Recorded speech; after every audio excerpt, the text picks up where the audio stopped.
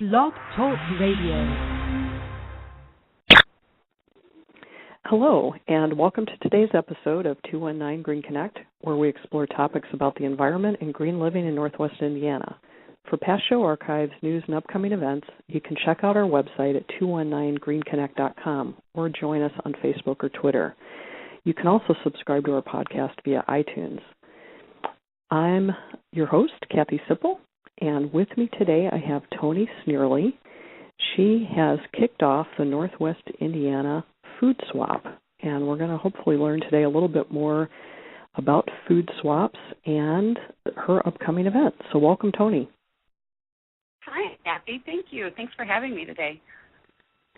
Well, I was very excited when I first met you and started reading your blog, which covers a lot of different things, but especially of interest to me was how to eat organically, affordably. Mm-hmm.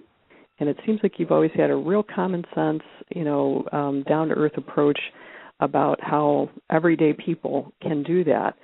And I'm thinking that this food swap might be a natural outgrowth from that interest. Is that one of the things that spurred you onto it, or what got you interested in food swaps? Well, first of all, yes, I am a blogger, and I've been blogging in the food topic for a little over 2 years now. My blog is justsayin.com, and as the title may show, that I just kind of like to talk about food all the way across the realm, from growing your own to canning to recipes to food events and festivals to famous chefs and, just a whole interest of food. But what I like to promote is homemade foods and organic foods, just because I just truly see the value in it and know lots and lots of people out there want to eat in a more healthy way or an organic way, and they just kind of don't know where to start because it is confusing. There's so many labels and titles and do I eat this, what's good for you and what's bad for you, and with that, what you're talking about was that 7-part series that I wrote on how to eat organic affordably, because usually when I tell people that I eat an organic diet, their first question is, how do you afford that? It's so expensive. And, the series is basically just how my family did it and how we eased our way into it and how we were able to make this change in our life, because it has just been noticeably for the better. And it worked for us, and my hope is just that if somebody was able to read that it would then work for them, and they could pass that news on, and it would work for somebody else. So it has been a popular series, and I'm really hoping that it has helped somebody else. Great. With that belief. Yeah, I know I've shared that series with a couple different people. I've looked it up and just shared that link because I thought it was so good. So with the food swap, I think I first caught wind that you were attending a food swap in Chicago. Is that right? That was actually my very first food swap. Now, the food swap movement has been going on for a few years now, and I really still think that it's right on the ground level where we're just, getting little whiffs of it here and there. It's popping up probably in some of the bigger cities first, and then there's the subsidiary start popping up because, people sometimes can't make the drive, but they have the interest. About a year ago, Emily Pastor and Vanessa Druckman from the Chicago area, they were both food bloggers as well. There are ladies that I've known through my social network, have saw this interest in this food swap.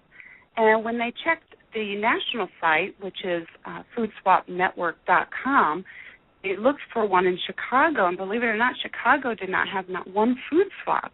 And they looked at each other kind of like, maybe we should do this. So they co-founded the Chicago Food Swap about this time last year.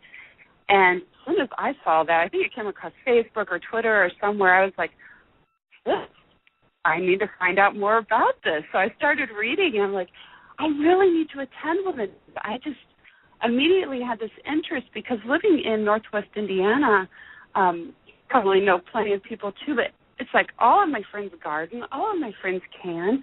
I mean, you can drop a hat on the ground and grow here, So I know there's a great interest in homegrown and homemade foods. So I thought, well, maybe this is something that I should look into, but I think I need to attend the swap first. I want to see how it flows.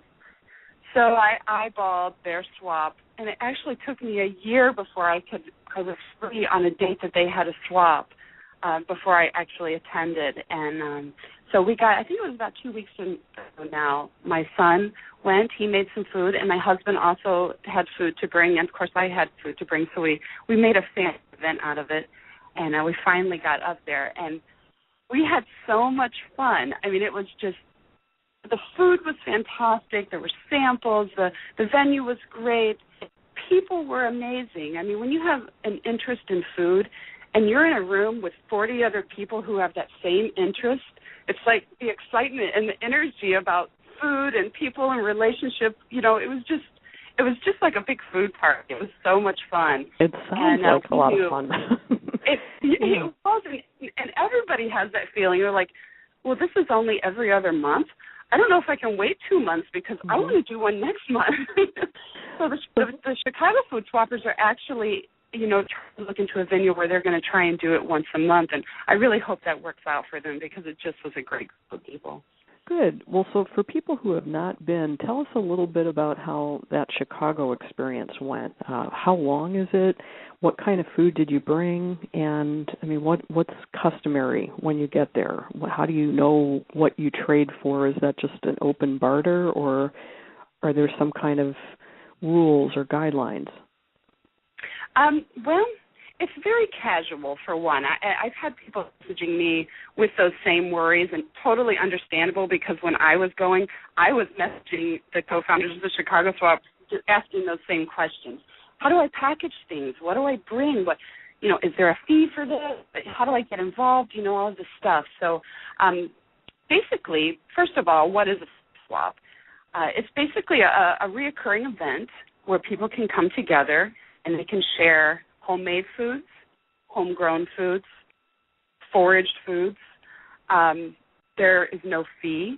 There's no money exchange. The only currency that you can exchange is food. So it's not, you know, something where you're afraid that you're paying for and it's been made in somebody's kitchen and, you know, that kind of thing. So it's all just purely with an interest in food. The point of it really is to diversify your own pantry.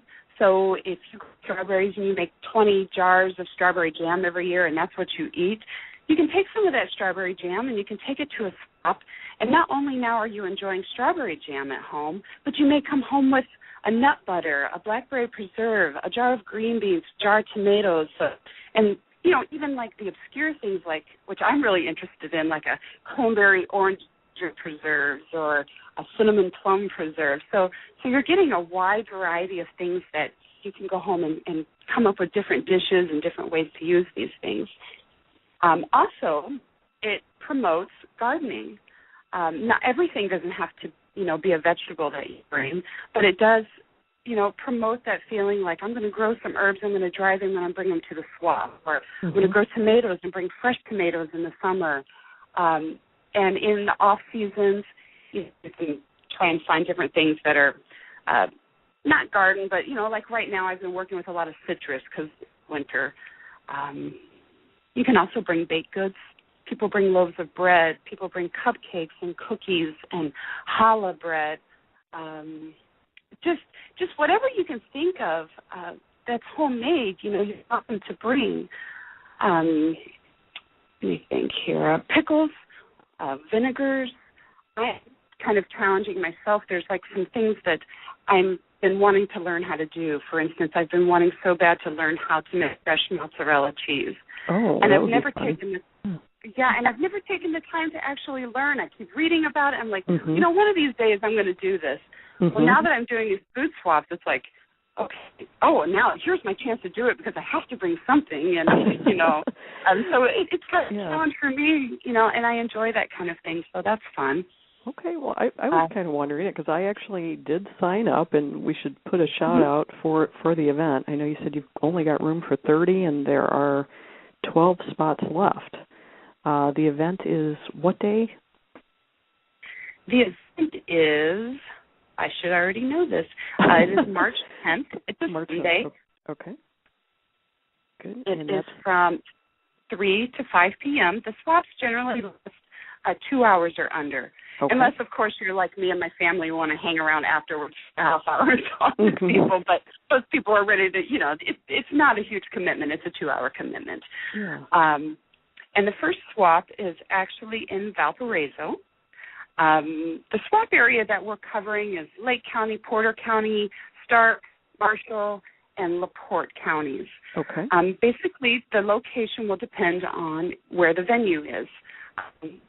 And, of course, if anybody out there has a venue that could hold between 30 and 40 people or even 25 people, and they would like to donate the space, they're welcome to get a hold of me through the website, which is www.nwifoodswap.com.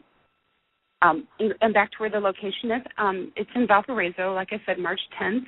It's at Mothering by Nature, and Mothering by Nature is it's a retail shop that provides natural and organic things for new parents, for babies. So, if somebody has a baby shower coming up, you can find organic clothing and baby carriers and things like that. She also offers classes there for natural remedies to parenting, postpartum classes, and things like that. So that was a huge, huge thing for her to volunteer for this very first swap, and so generous, and I just thank her so much for doing that. Oh, that's great. Robin's got a lot of interesting things, too. I mean, I met her because she and I had partnered on a natural health meetup last fall, and she, again, had volunteered her space. I had never been in there because I don't have kids, so understandably with a name like Mothering by Nature, I thought, well, that's for mothers. But she actually has a lot of eco-friendly, packaging type things too. So if you're looking for, a way to bring your lunch to work and not use paper or plastic, she's got, metal containers and things like that. So, I was glad to have gone in there. I would not have probably thought that was a store I needed to stop in, but I was very glad to meet her last year. So, well, that's a good news story. I love it when people connect and just, get together on these things where you've got some crossover. So I am trying to think, what am I going to bring? I garden in the summer, but right now, the gardening is a little not quite happening yet. Would people bring, I'll tell you some ideas I've had, maybe sprouts or like a kombucha starter. I just started doing that. Okay. Have you ever done kombucha? Would that be like a welcome kind of thing, or? I have never done it actually, but you really are welcome.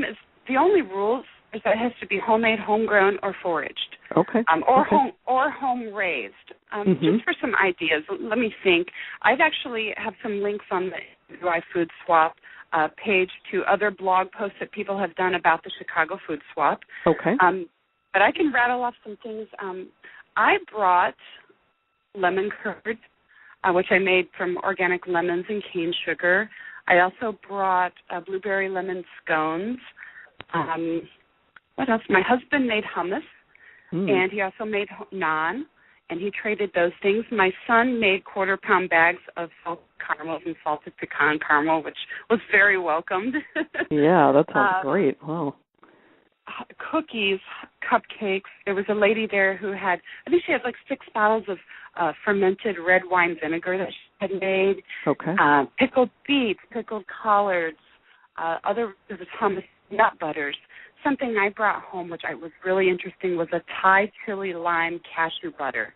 Oh, and I turned it into a sauce for chicken, and it was so delicious. I wish I had gotten more than one job. Wow. I also brought half dozens of farm fresh eggs. Okay. I have egg ladies way out here where I live, and that was a hugely popular item being in a Chicago swap, because when you're in the city, the farm fresh eggs are a little more difficult to find and a little more expensive to find, whereas, way out where I live, there are quite a few people that raise chickens. So I've also had the question that a lady messaged me. She says, I really want to make strawberry rhubarb preserves, but am I expected to have grown those things?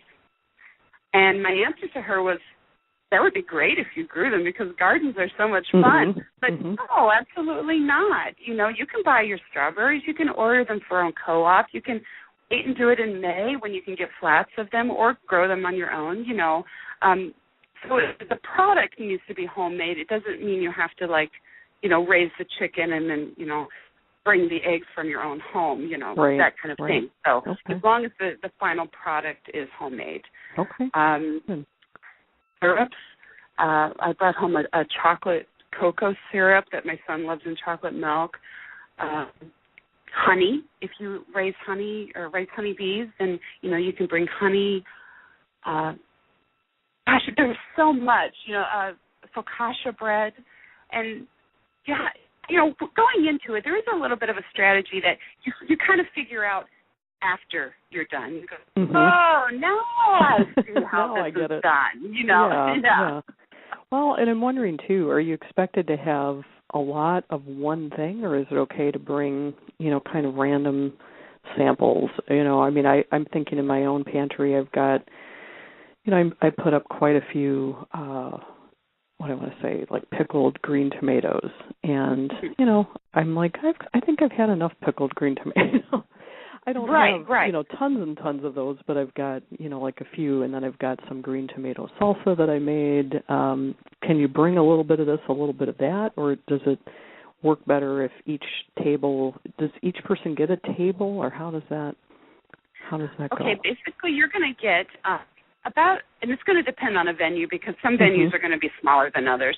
Sure. Fortunately, this one with Mothering by Nature, it's not in her store. She does have a community room that we're using. I think it's 2 numbers down on the address. So I want to make sure people aren't going to the store, that they're going to this room.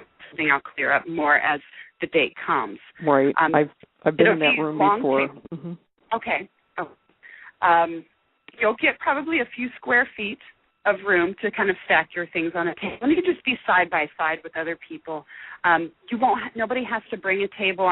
The venues that I'm finding are hopefully have tables that we can use. If we ever do one at a farm or something like that, you might be asked to bring a little TV tray or a table or something. But other than that, nobody has to bring those things. As far as the amount of things you want to bring, there was one lady who brought 3 jars of something at the swap, the last swap that I was at. I brought 15 to 20 things.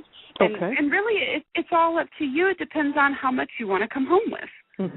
If I'm okay with bringing 5 jars and bringing 5 items home, then that's fine. I'm good with that.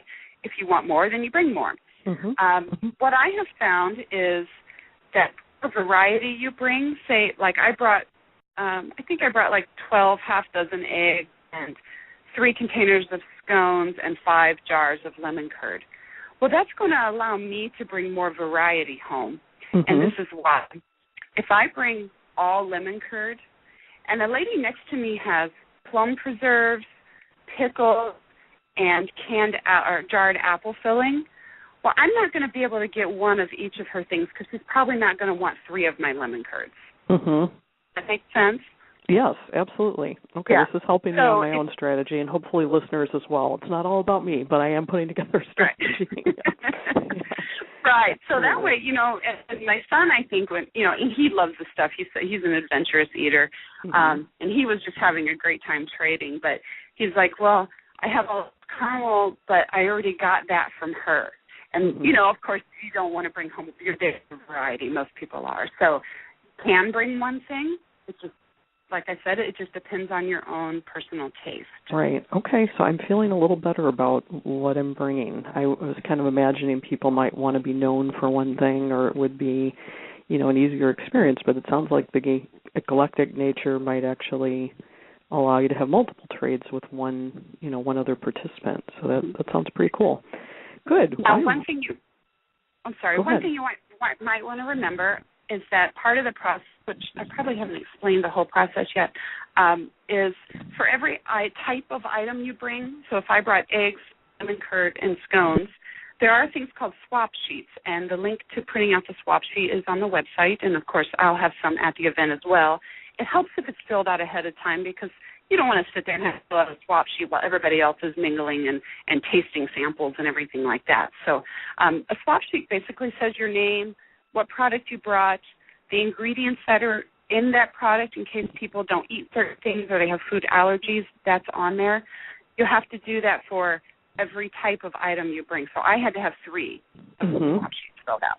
So if you want to bring 12 things and they're all just one thing, you're going to have 12 swap sheets. So, which is fine if you want to do that. But I would think that, to me, I think 2 items is a great. It will allow you some good variety in bringing things home. Okay. So people get there. The event starts at 3. Do they get there right at 3, start to set up, and then, like, what happens? Like, how, if I want your lemon curd, for instance, how do I approach you and see if you're interested in my green tomato salsa, or how does that actually take place? It is 2 hours, and I do ask people to try their best to be there on time because the venue is free, and somebody has to be there. It's at a business or a community room. Somebody is letting us in and letting us out, and we want to stick to our time limit as much as possible as not to inconvenience them or to inconvenience other swappers who may be on a time schedule. So at 8 o'clock, you're going to come in. You're going to pick a spot on a table. You're going to set up your wares, put out your swap sheet. And then at that point, about the first 45 minutes, we'll be just going around looking at items. Samples are encouraged because, you never know. You might look at something like a cranberry curd and you go, I've never had it before. I'm not so sure I like that. And then you taste it and you're like, oh, my gosh, I have to bring this home with me. Good Samples plan. are great, You get to taste all these different things and all this different stuff people make. So that first 45 minutes is going around meeting people and talking and asking questions. Don't be afraid to ask questions about how things are prepared or, where they came from. Are they locally produced? That's part of the fun of the food culture and the food community. It just builds that relationship. And then there will be a time after that first 45 minutes that basically says go. And, I forgot, the swap sheets. During that first 45 minutes when you're going around, there will be the bottom half of the swap sheet that has offers. So if I see the and I'm like, oh, gosh, I really want that, I write my name, Toni, and then I write what I'd like to swap. I want to swap lemon curd for focaccia or scones for focaccia, eggs, whatever. Some people just put any. Say my name, I'll swap you anything I have. It's very free. It's not a very regimented thing. It's kind of fun. I want to say organized chaos, but it's not even organized. It's just a lot of fun once it starts. Well, I can't wait. It sounds really good. But I just figured there probably was some kind of system, and this is helping me fill in the gaps. So, almost like a silent auction, it sounds like, where you've got a silent auction item, but it's going to be, instead of money, obviously, it'll be something you've got. So. Right, absolutely. So during that first 45 minutes, you'll fill out your swap offers. You'll go around, talk, see what you want. And then after that, I'll basically say go. Now, the swap offers aren't set in stone. That's basically a guideline. So you can go, oh, Lisa wanted me to trade this, and I really wanted her product. So I'm going to find her, and I'm going to say, do you want to trade, and bring the item with me.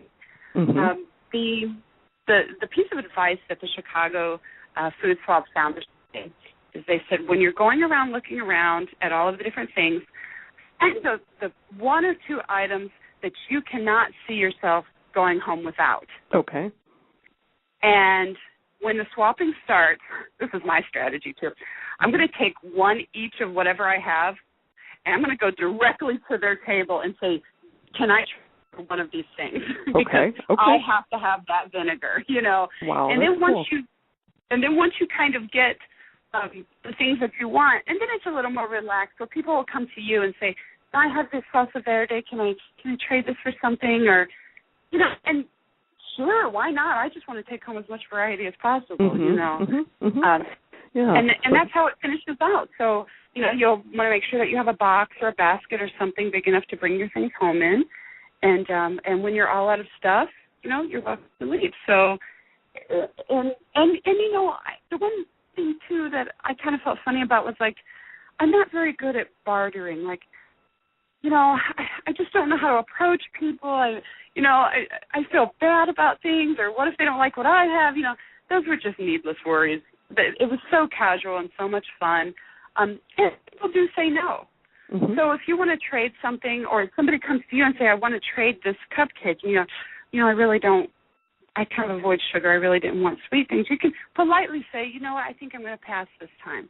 And it's totally fine, it's totally acceptable. But you have to expect that too. I may imagine if you really want to get creative, you might even be able to orchestrate a three-way barter or something. Yeah. If the cupcake bringer might be able to exchange that for hummus and then exchange the hummus for, whatever else. I could just see the possibilities of people really getting creative and making it work with a limited time, and it would be fun to go home with a variety rather than just carting your stuff back. So it sounds great. I can't wait. I think it just sounds really, really fun. Well, I thank you for your energy you've put into it, and based on the excitement that I've seen already online, let's go ahead and repeat the Facebook site and your website once again. So if people are interested after hearing this, they can check it out and get registered. Sure. Well, first of all, on Twitter, the handle is NWI Food Swap. It's also the same hashtag, which is the $NWI Food Swap, if somebody wants to follow there. The Facebook page has been really active since it started, and it's also NWI Food Swap, and you can go there and like the page. And, within the last week are up over 100 likes, which was just amazing. It just took a life of its own. Also on the Facebook page, Facebook is going to be probably the most current way to keep up on new things, new announcements. But there is an Eventbrite RSVP link on there. It is also on the website at www.nwifoodswap.com. There's also a frequently asked questions section. There's a What is a Food Swap section. And, of course, if anybody has any questions at all, they're welcome to message me on Facebook, through the website, on Twitter. There's just a variety of ways to do that. There are 12 spots open, and I do know of some people who are still out there that want to go, and they're still a little unsure, and I'm hoping that those 12 spots fill up. But if anybody is interested in registering, I suggest they do that ASAP. Yeah, it sounds like it's going to be very popular. And then what would be the upcoming plan? Do you think it would be a quarterly or every other month event, or just depends on what venues come forth? It's probably going to be, according to a venue. I'm hoping to do one every other month, and that would put, 5 swaps for the year. So it's a hope, but the most current things that I can announce will come across on Facebook whenever the next location is. Okay. Well, that's great. And I think, Toni, you and I met the first time through a tweet up. Is that right? I think that's right. I think so. A couple of years ago now. Yeah. So I just think, wow, we're referencing all these things like hashtags and go on Twitter, and just a few short years ago, these things didn't even exist. So they really help us, I think, to get these ideas that are ready, ripe to bring to market, to spread like wildfire. And so if you don't know what Twitter is, if you don't know what Facebook is, I'm going to put in a little plug because I do the show as kind of a volunteer thing, but my business is my social media coach. So I'll just say today's show is made possible by my social media coach. I do provide social media coaching and training for small business and nonprofits. So if you'd like to find out more about that and, you need some help getting your message out there, you can do so at mysocialmediacoach.com. So I know we're almost out of time. Toni, I want to thank you for being here today and for all the effort you're putting forth on this event. I can't wait till March 10th. I think it's going to be a great time. And we'll be looking for Facebook updates past March 10th, and a lot of good stories will come out of it. So that is about all the time we have for today.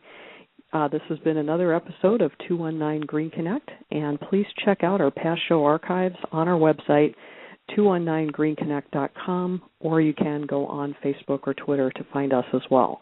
Thanks so much, Toni, and have a great weekend. Thanks, Kat. Thank you. Bye-bye.